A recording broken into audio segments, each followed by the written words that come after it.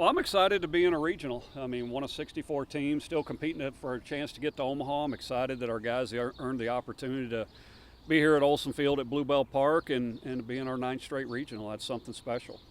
Well, our guys have played with a chip on their shoulder all year long, and it's going to continue to stay there. And we're excited about Friday night and looking forward to taking care of business Friday night against a very good Texas Southern team. I mean, they've got 135 stolen bases on the year, and a young pitching coach in there that's done a really good job with them the last couple of years, and will be a tough challenge on Friday.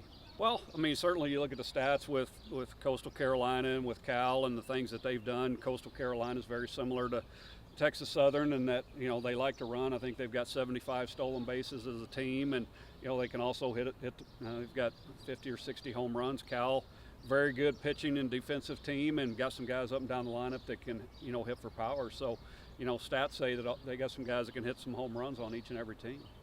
I would say it'd be similar, as far as we'll take a look at, all three teams and try to get a plan together for tomorrow as to how we're going to approach the weekend and, take it one day at a time and prepare for a very talented Texas Southern team. Yeah, I mean, when you look at Missouri's team on paper, it's a team you don't want in a regional from the standpoint of 3 great starting pitchers, a really good bullpen, and like you said, 15 wins in the SEC usually gets you to the postseason, but, there's so much to look at when you start getting it down to 64 teams. There's a lot of really good teams out there and plenty more deserving teams, just like Missouri, that were kind of first in, first out teams.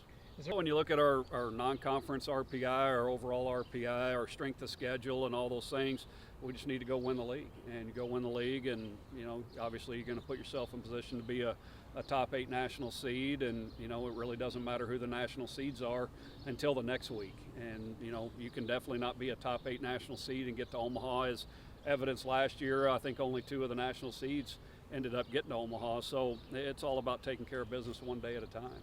Our guys, we've been very good all year long. We start the year with an SEC record of 24 straight wins, and we've been very consistent all year long, and I would expect us to be very consistent the rest of the way through. No, I don't think we can put our eyes up that far away. It's all about this weekend, and we'll worry about who's playing next week once we get through this weekend, and we certainly have got a tough regional here at home. Look at it, there's only 2 schools, or is it 3 schools in the state of Florida up the eastern coast that there were going to be a lot of teams traveling this year, just based on the teams that earned the host sites. So not surprised in that respect. Just I felt like we would get a team or 2 that was going to have to be flown in. That's right, and Dave Esker does a great job in keeping that program together when they said they were going to shut it down, and players looking to go elsewhere. But he's been the rock of that program for a long time, and certainly had a great year, finishing 3rd in the Pac-12. I'm glad we were playing at home, and if you're playing at home, it doesn't matter who's coming, and you feel like you've got an advantage, especially playing here at Olson Field at Bluebell Park.